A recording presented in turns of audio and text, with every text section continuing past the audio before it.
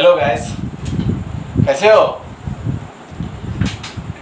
आज मैं तुम लोगों को पहला दिन 8th क्लास का मैथ का पहला चैप्टर लेकर के आया हूँ। तो मैं कुछ परिमेय संख्या जिसका नाम है, मैथ का पहला चैप्टर है, उसमें मैं कुछ ज़्यादा नहीं बताऊँगा, ज़्यादा इसको खींच करके बात नहीं कहूँगा। बहुत से वीडियो तुम लोग देखे होंगे, तो काम कम और बातें ज़्यादा होती है, ठीक है। तो मैं इसमें तुमको वही चीज़ बताऊंगा, वही अवधारणा दूंगा, वही कॉन्सेप्ट दूंगा, जिसको सरल भाषा में तुम लोग समझ करके तुम बोले अरे वाह ये तो बहुत ही आसान है। तो उस तरह से बात को लंबा चौड़ा नहीं बढ़ाऊंगा। बात को लंबा चौड़ा बढ़ाने की बात आई तो मैं एक जोक तुम लोग को सुनाना चाहूँगा कि नहीं रोक पाए अपने आप को सुनाने से। तो सुनो, एक शहर से एक आदमी आए गांव, तो उनको राम बाबू के घर का पता मालूम करना था। तो रास्ते में एक व्यक्ति मिला, उनसे पूछ बैठे कि भैया इधर सुनो, थोड़ा राम बाबू के घर का पता मालूम है? तो क्या जवाब दिया सुनो। उसने कहा हाँ, वो जो तो पोल देख रहे हैं ना, उस पोल के सामने एक दाईं तरफ रास्ता गई है, वहाँ मुड़ जाइएगा, फिर आगे बढ़िएगा तो एक चौराहा मिलेगा, वो उसमें आप बाईं तरफ चले जाइएगा, फिर कुछ दूर आगे जाइएगा तो दो रास्ता गई है, आप बायां पकड़ लीजिएगा, फिर कुछ दूर आगे जाइएगा तो फिर दाहिना पकड़ लीजिएगा, फिर कुछ देर आगे जाइएगा तो सामने में देखिएगा कि एक 5 मंजिला मकान है। उस 5 मंजिला मकान के 2 मंजिला मकान पर चले जाइएगा, उसमें रूम नंबर 51 में पहुँचिएगा, और उस रूम नंबर 51 में एक लाइब्रेरी है, पुस्तकालय है, जिसमें 2 किताबें रखी हुई है। उस 2 गीता और कुरान की, वो दोनों किताब लेके आइए भैया। मैं दोनों हाथ पर उसको रख करके कसम खा के कहूँगा कि मुझे राम बाबू के घर का पता मालूम नहीं है। मेरा कहना है कि वो सीधा कह सकता था कि मुझे राम बाबू के घर का पता मालूम नहीं है, इतनी लंबी चौड़ी बात करने की क्या आवश्यकता थी। तो मैं जो भी बताऊँगा उसको सीधा तुमको सरल भाषा में लगेगा कि बहुत ही आसान है। तो पहला चैप्टर है वह है परिमेय संख्या।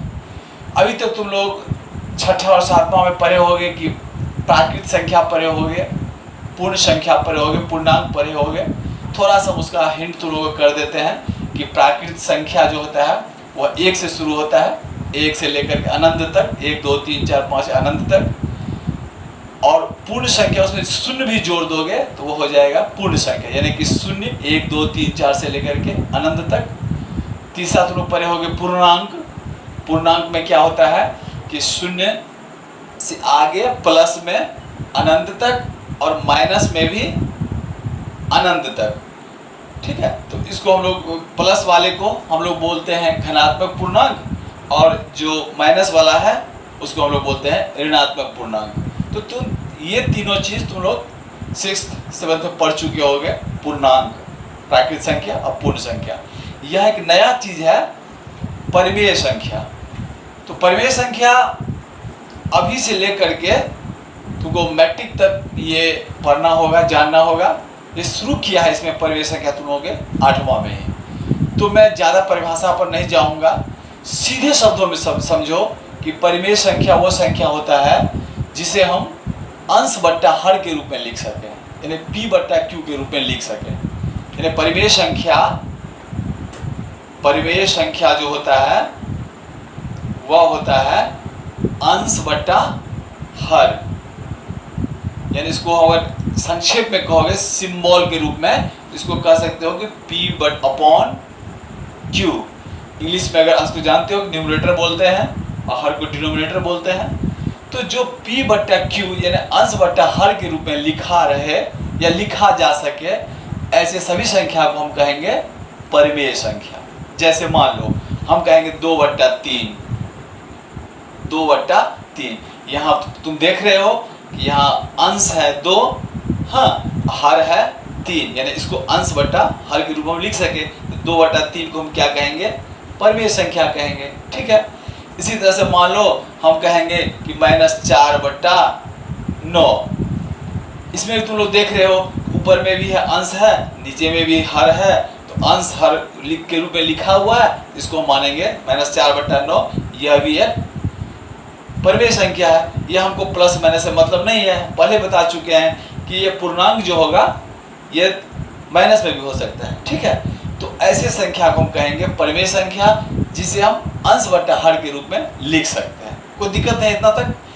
अच्छा, अगर हम तुमको पूछें कि बताओ कि 5 क्या पूर्णांक परिमेय संख्या है, तो तुम थोड़ा पहली बार देखकर बताओगे कि नहीं सर ये तो नहीं है, क्योंकि इसको तो हम अंश बट्टा हर के रूप में नहीं लिख सकते हैं। लेकिन परिमेय संख्या यह भी है।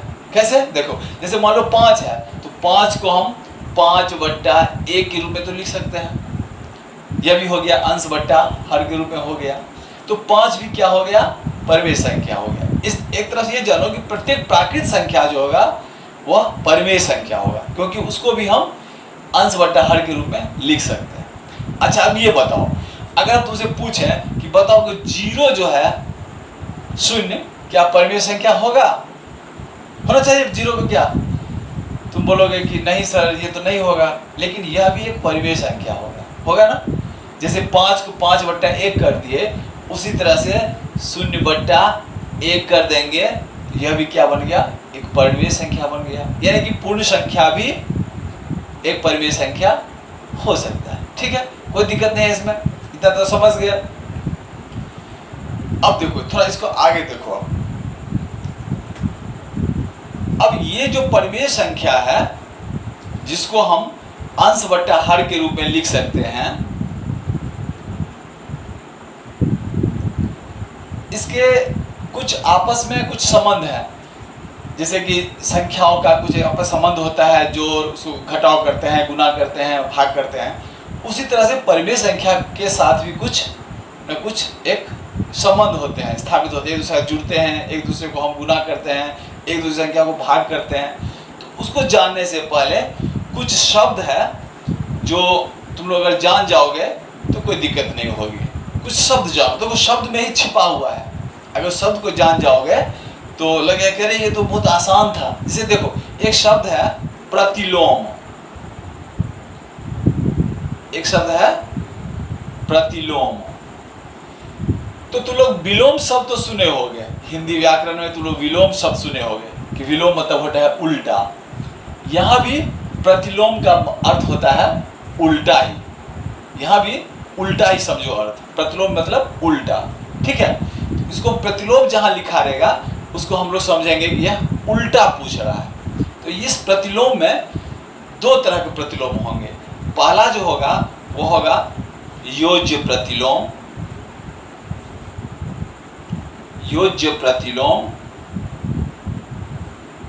और दूसरा जो होगा वो होगा गुणन प्रतिलोम, गुणन प्रतिलोम। अब देखो, प्रतिलोम मतलब उल्टा, तो दो प्रकार का तुम लोगों का प्रतिलोम है। एक है योज्य प्रतिलोम और दूसरा है गुणन प्रतिलोम। योज्य मतलब होता है, योज्य शब्द है जोड़ना, योग करना, उससे बना है योज्य। तो तुम लोग समझ जाओ, योज्य मतलब जोड़ना, एक तरह से योग करना। योज्य प्रतिलोम मतलब जोड़ का उल्टा, ठीक है। यानी कि ऐसे ऐसे समझो कि जोड़ का उल्टा यानी कि प्लस का उल्टा। तो प्लस का उल्टा क्या होगा जानते हो? माइनस। गणित में 4 ही प्रकार की क्रिया हम लोग करते हैं। जो भी सवाल बनाओगे उसमें 4 ही प्रकार की क्रिया होती है, तुम जानते ही हो, जोड़, घटाव, गुना और भाग। चौथा कुछ होता ही नहीं है। जो भी काम करोगे इसमें यही चारों काम करना पड़ेगा, जोड़, घटाव, गुना, भाग। तो जोड़ का उल्टा हो गया घटाव, घटाव का उल्टा हो गया जोड़। उसी तरह गुना का उल्टा हो गया भाग, भाग का उल्टा हो गया गुना। तो आसानी रहेगी समझने में कि जोड़ है तो उसको करेंगे घटाव कर देंगे, घटाव है तो उसका उल्टा हो गया जोड़, गुना है तो उसका उल्टा हो गया भाग, भाग है तो उसका उल्टा होगा गुना। तो अब देखो यहाँ पर देखो, अब पूछेगा कि योज्य प्रतिलोम। तो योज्य प्रतिलोम मतलब योग का उल्टा। योग का उल्टा क्या होगा? प्लस का उल्टा क्या होगा? माइनस, ठीक है। अगर तुमसे किसी पूछे कि बताओ कि 5/6 जो कि एक परिमेय संख्या है, इसका योज्य प्रतिलोम क्या होगा, इसका उल्टा क्या होगा? तुम लोग यहाँ देख रहे हो कि 5/6 जो परिमेय संख्या है, यह इसमें प्लस का चिन्ह छुपा हुआ है ना। जिसको हम प्लस 5/6 कहते हैं। अगर नहीं कोई दिया हुआ है प्लस या माइनस का चिन्ह तो हम लोग क्या समझते हैं? वो प्लस है, ये तुम लोग जानते ही हो। तो हम इसको समझेंगे कि प्लस 5/6 है। तो प्लस का उल्टा क्या होता है? अभी तुमने बताया हो, माइनस। जोड़ का उल्टा घटाओ। तो इसका योज्य प्रतिलोम जो हो जाएगा वह हो जाएगा -5/6। देखो कितना आसान है, शब्द को जो समझने से आसान तुमको हो गया।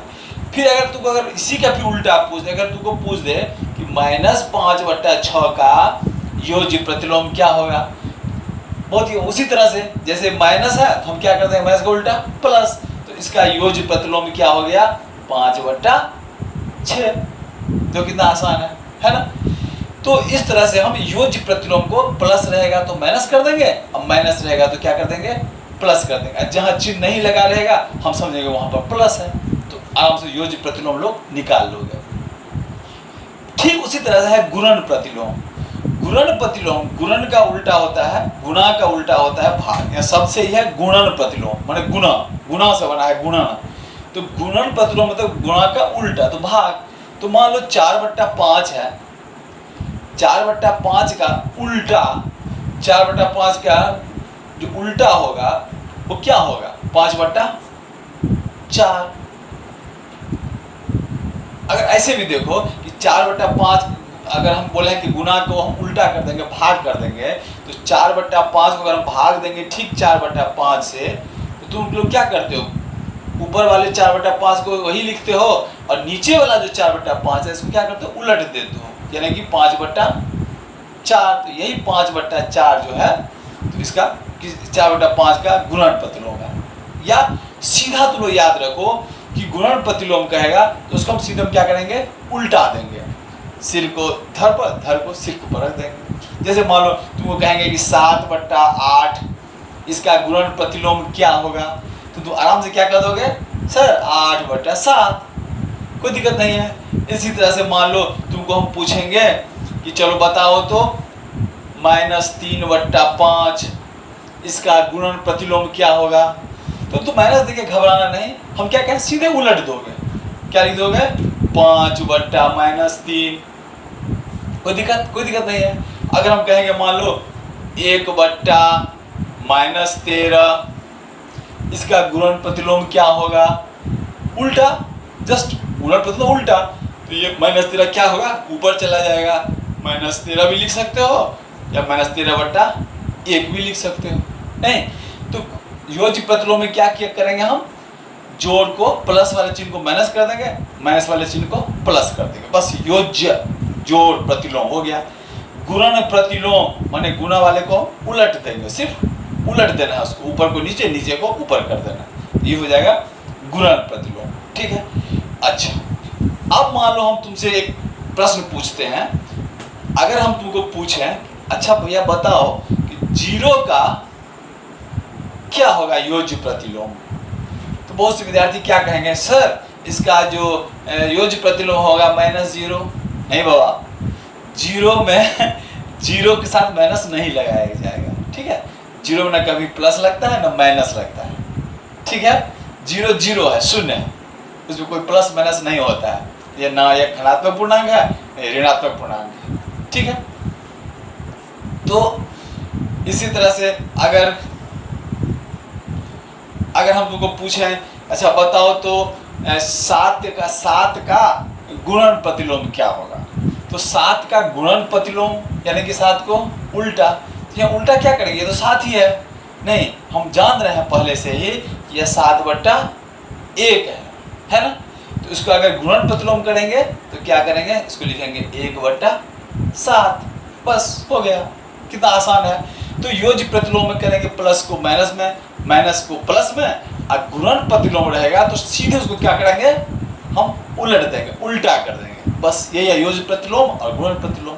जितना भी सवाल देखोगे देख कर तुम लोग उत्तर लिखते जाना। ठीक है, अब एक और शब्द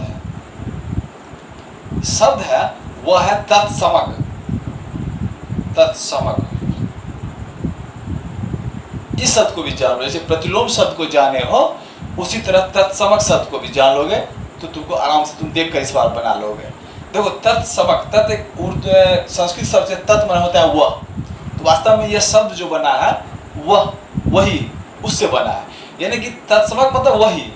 तो मान लो इसमें भी 2 प्रकार का हो गया, योज्य तत्समक, योज्य तत्समक और गुणन तत्समक, गुणन तत्समक।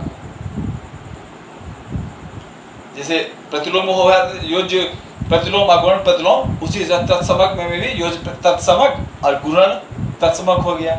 योज्य तत्समक मतलब किसी संख्या को कितना से जोड़ेंगे कि वही संख्या होगा। जैसे मान लीजिए 5 है तो 5 योज्य में, योज्य मतलब जोड़ना, इसको हम कितना से जोड़ेंगे कि वही रहेगा। साधारण सी बात है, तुम क्या होगे 5 को हम 0 से जोड़ देंगे, नहीं तो यह भी हो गया 5।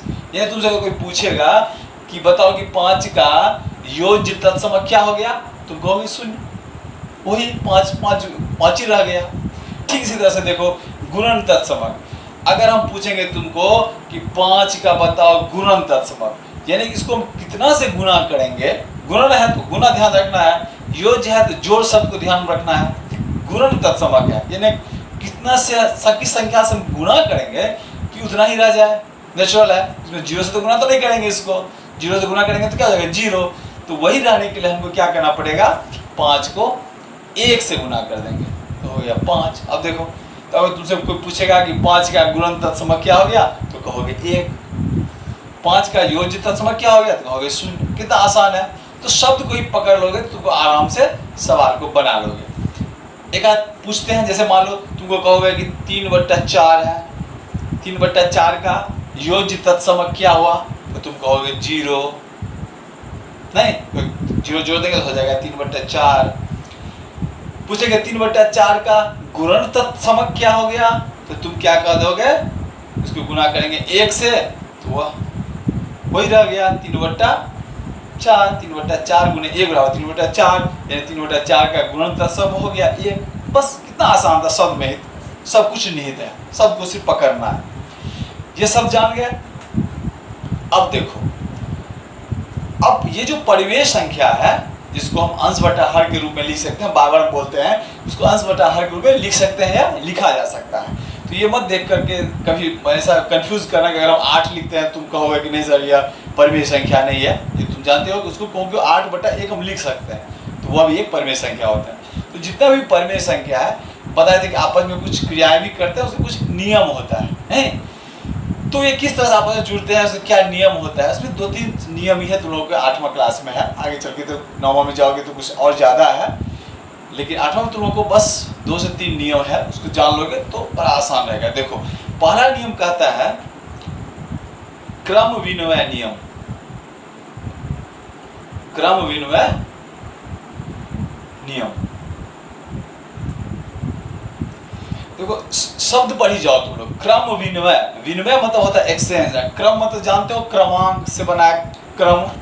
तुम लोग पूछते हैं तुम लोग क्रमांक कितना है, रोल नंबर कितना है, नहीं तो क्रम बना है क्रमांक से। तो क्रम विनिमय मतलब जो क्रम है, जो रोल नंबर जो है जिसका, उसको बदल दो, पहले को दूसरा है दूसरा को पहला है, बस यही कर देना। विनिमय मतलब है एक्सचेंज, बदल देना, एक्सचेंज देना। इंग्लिश में विनिमय का अर्थ होता है माने होता है एक्सचेंज करना, अदला बदली करना। तो क्रम का अदला बदली कर दो, ठीक है। ये 2 ही में काम आएगा, एक जोड़ की क्रिया में, एक घटाव की क्रिया में। तो गुणा और भाग की, जोड़ में और गुणा में, घटाव में और भाग में नहीं होगा। हम दिखलाते हैं तुमको कैसे। देखो क्रम विनिमय नियम मतलब उसको क्रम को बदल दो। जैसे मान लो हम लिखेंगे 3 + 5, 3 जोड़ 5। अब इसको जो होगा, अगर इसको हम क्रम को बदल देंगे, यानी जो रोल नंबर 1 है रोल नंबर 2 है, अब हम इसको 5 को रोल नंबर 1 कर देते हैं, इसको लिखेंगे 5 + 3। तो क्या इसका दोनों का जो मूल्य है बदल जाएगा क्या? कभी नहीं बदलेगा। क्रम को हम बदल देने पर इसका कोई मूल्य नहीं बदलता है। चाहे इसको हम प्राकृतिक संख्या के रूप में लिखे हैं, इसको हम इसे भी लिख सकते हैं 3/2 + 5/2 बराबर 5/2 + 3/2 परिमेय संख्या के रूप में लिखोगे तो इसका मान बदल जाएगा? कभी नहीं बदलेगा, ठीक है। तो देख ही लो, 3 + 5 8 होता है, इधर 5 + 3 8 हो गया। तो क्रम विनिमय, परिमेय संख्या के मतलब क्रम विनिमय नियम मतलब कि परिमेय संख्या को भी यह परिमेय संख्या भी क्रम विनिमय नियम पालन करता है। उसको अगर क्रम बदल दोगे तो उसका कोई अंतर नहीं पड़ेगा। गुणा के साथ यही होगा। जैसे मान लो हम करेंगे 3 × 5 बराबर 5 × 3, तो क्या इसका मान बदल गया? नहीं बदलेगा। 3 × 5 = 15, इधर भी हो गया 5 × 3 = 15। तो क्रम विनिमय नियम जो है परिमेय संख्या का पालन करता है। इसको कहेंगे योज्य, जोड़ का क्रम विनिमय नियम, जोड़ का क्रम विनिमय नियम। इसको हम कहेंगे हम गुणा का क्रम विनिमय नियम। शब्द बस वही बोलेंगे, लेकिन देख रहे हैं कि दोनों में बराबर होता है। इसको अगर क्रम को बदल देंगे, रोल नंबर को बदल देंगे तो कोई अंतर नहीं पड़ेगा। लेकिन अब देखो, तुम पूछ सकते हो कि सर क्या घटाव के साथ ऐसा होगा क्या? अब देख लो, तुम लोग खुद जांच लो। जैसे हम मालूम लिखेंगे कि 5 घटे 3 बराबर 3 घटे 5। अब यहाँ पर देखो, अगर हम इसको क्रम बदल कर घटाव में अगर क्रम बदलेंगे तो क्या उसका मान 1 रहेगा? 5 घटे 3 होगा 2, लेकिन 3 माइनस 5 हो जाएगा -2। ये दोनों बराबर हो गया, जस्ट उल्टा हो गया।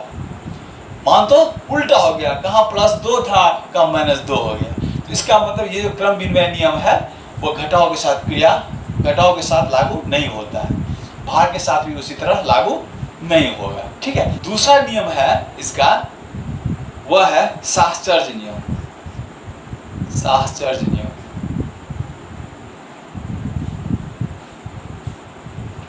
अब देखो यहां भी शब्द को पकड़ो, साहचर्य।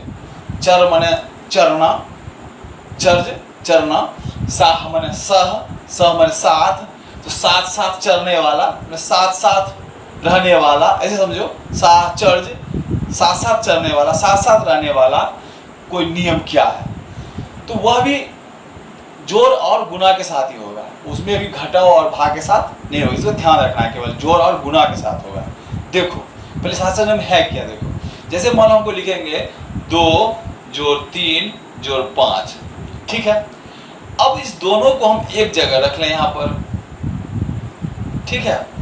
अब हम क्या करें, 2 और 3 को एक साथ रखें। अब हम क्या करें, 2 को हटा दें, 3 और 5 को एक साथ रखें। 2 को हटा दिया, अब 3 और 5 को एक साथ रखा। अब तुम देखोगे क्या ये दोनों का मान बदल गया क्या? देखो साहब, देखो 2 3 5, अब +5 ये हो गया 10। इधर भी देखो 2 और ब्रैकेट में जो 3 + 5 है 8, 8 2 10। तुम देख रहे हो कि अगर हम साहचर्य साथ साथ जो रहने वाला है उसको अलग भी कर दें, तो जोड़ अगर बीच में रहेगा तो उसके साथ कोई उसका मान नहीं बदलता है। इसको हम बोलते हैं साहचर्य नियम, साथ साथ रहने वाला नियम। गुणा के साथ देखो करके,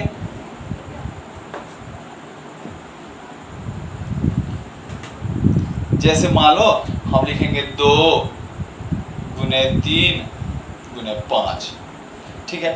अब करो इस दोनों को एक साथ रख दो यहाँ पर, फिर क्या करोगे, तो 2 को हटा दो, 3 और 5 को एक साथ रखो। अब देखो अंतर आता है कि नहीं, 2 तिया 6 गुने 5, क्योंकि ब्रैकेट में का प्रयोग पहले किया जाता है।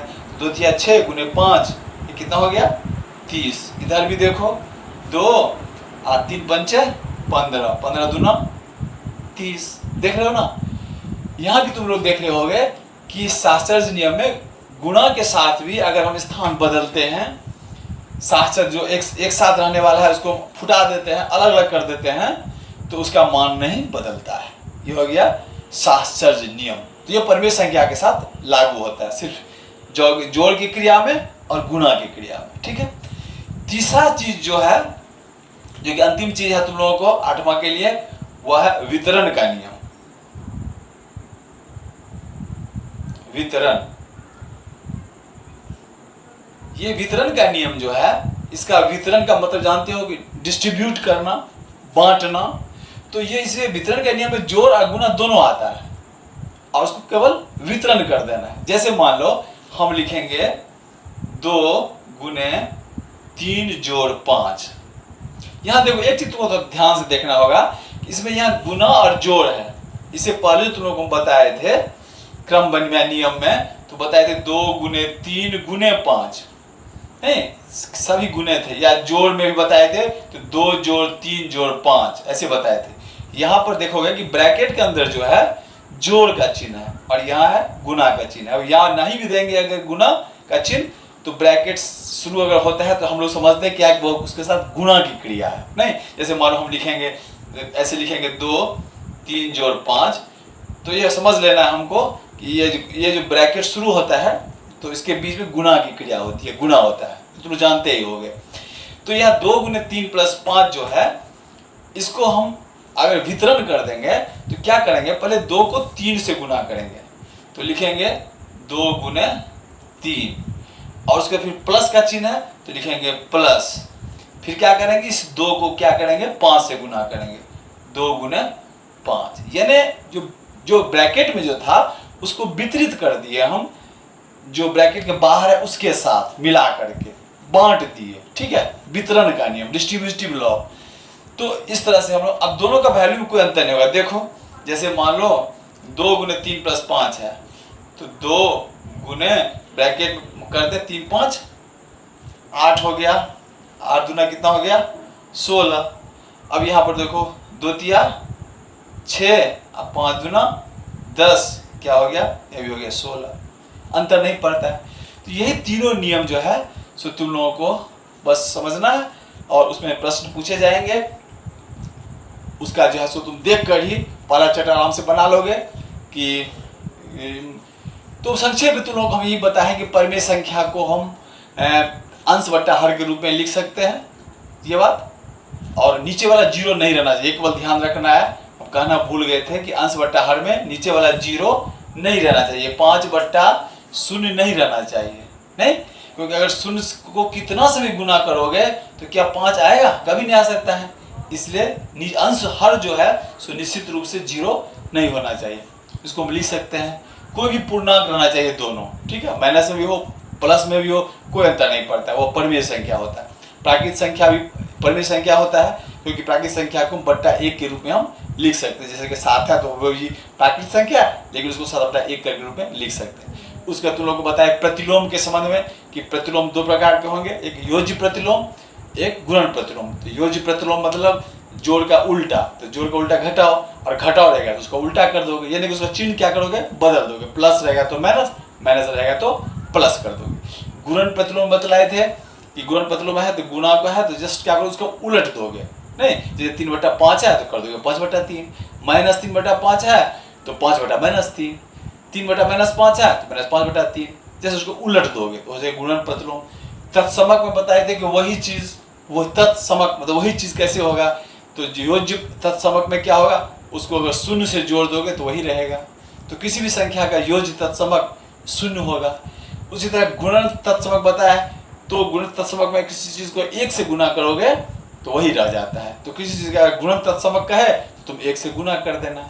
उसके बाद 3 नियम बताए तुम लोगों को, तीनों नियम समझ गए होगे। शब्द पढ़ी केवल ध्यान देना, क्रम विनिमय नियम, और उसके बाद बताए थे क्रम विनिमय नियम मतलब क्रम को उल्टा कर दोगे तो कोई अंतर नहीं होगा, जोड़ के साथ गुणा के साथ, लेकिन घटाओ और भाग के साथ नहीं।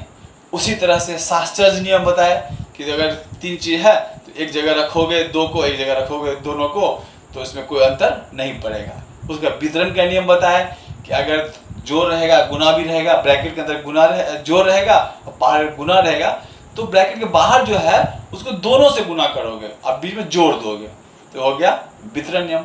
इसी नियम पर तुम लोग को सवाल सब बनाना होगा, तुम बनाना पहला चैप्टर, और हमको लगता है सब बन जाएगा, ठीक है। और इसमें कुछ क्रिया हैं जो तुम लोगों को दूसरे वीडियो में बताएंगे। जाते जाते एक कम से कम तुम लोग एक जोक सुना ही देते हैं, तो सुनना चाहोगे तुम लोग तो सुन लो। कि एक 2 लड़का था, दिमाग, एक का नाम था दिमाग, एक का नाम था खबरदार, ठीक है। एक का नाम था दिमाग, दूसरे का नाम था खबरदार। दोनों लड़का ट्रेन से कहीं जा रहा था, तो ट्रेन टिकट लिया और ट्रेन में बैठ गया। खबरदार सोचा कहीं टिकट मेरा भुला ना जाए, इसलिए क्या किया, वो टिकट को जूता में रख लिया, ठीक है। अब ट्रेन जा रही है, संजोग से क्या हो गया कि दिमाग को लेटरिन लग गया, और ट्रेन में जो बाथरूम होता है उसमें चला गया। और अकेले खबरदार जो है सो बैठे हुआ है। उसी समय में टीटी आया, तो इसे टिकट मांगा, किसे, खबरदार से, तो दिमाग लेटरिन में है। खबरदार से टिकट मांगा, ए टिकट दिखाओ, तो खबरदार कहता है जूते खोलो। लगा टीटी को, अरे ये तो पागल लड़का है, आश्चर्य है, कैसे बोलता है। बोलते हैं टिकट दिखाने को, कहता है कि जूते खोलूं। कहता है तुम्हारा नाम क्या है जी? तुरंत कहता है मेरा नाम खबरदार। अब तो समझ गया कि हमको लगता है कि ये लड़का पागल है। फिर पूछ दिया कि अच्छा, पूछते हैं अरे मिस्टर तुम्हारा दिमाग कहाँ है जी? तो वो तो समझा कि मेरा दिमाग मेरे दोस्त के बारे में कह रहा है। तो कहता है सर मेरा दिमाग लेट्रिन में है। टीटी को तो उसको हंसी आ रही थी और बेचारा मुंह देख रहा था कि टीटी साहब क्यों हंस रहे हैं। तो ठीक है, तो इसी तरह से तुम लोगों को गणित आसानी से तुम लोगों को समझ में आ गई होगी और आसानी तरीका से तुम लोगों को 8वां का गणित पढ़ाएंगे। मैं ये नहीं कहूँगा कि मेरे वीडियो को तुम लोग सब्सक्राइब करो, बेल के आइकन दबाओ, मज़ा आता है पढ़ने में, सीखने में, तुम लोग आसानी से समझ जाते हो तो सब्सक्राइब कर लेना। अदरवाइज कोई जरूरत नहीं है सब्सक्राइब करने की, लेकिन वीडियो जरूर देखना और कुछ ना कुछ कमेंट जरूर करना कि सर इसको हम नहीं समझे या इसको और अच्छी तरह समझाइए। फिर मैं समझाने के बाद फिर एक एक प्रश्नावली के जितने प्रश्न है उसका भी हल करेंगे। ठीक है, तो बस आज के लिए इतना ही। Okay, bye.